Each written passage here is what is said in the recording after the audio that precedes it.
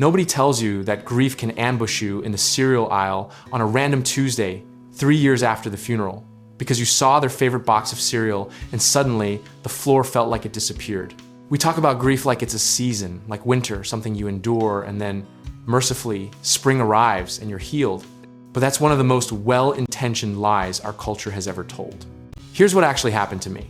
It was an ordinary Wednesday morning, almost 4 years out, and I was doing nothing more dangerous than making coffee when a song came on one of those old, forgettable songs, and I completely fell apart on my kitchen floor. The grief didn't show up politely with a warning.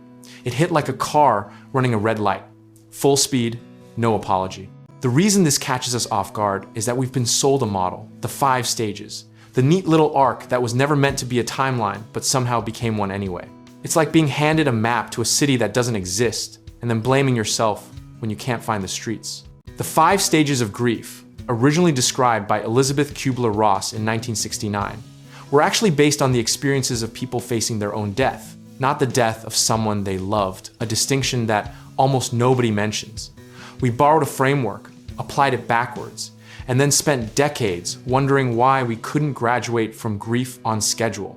There was a period, maybe the first year, where the sympathy cards were still coming in, people were still checking on you, and the world treated your loss like the emergency it was. And then, almost imperceptibly, the casseroles stopped, the check-ins slowed, and the unspoken social contract shifted. Okay, time's up. You should probably be getting back to normal now. But what nobody warns you about is the second year, or the 5th, or the 14th, the anniversary that sneaks up, disguised as just another day off the calendar. Grief researcher Dr.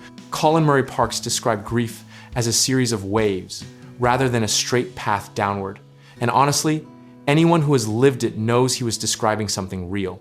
The misconception we need to demolish right now is that crying less means healing more, or that functioning means feeling fine. You can be genuinely laughing at dinner on Friday and genuinely shattered by Sunday morning.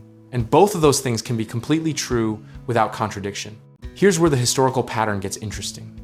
Cultures across the world, from Jewish mourning traditions with their structured years of Kaddish, to Victorian England's formal mourning periods, to indigenous grief rituals, built in long, socially sanctioned time for grief that modern Western culture essentially abolished in the name of productivity.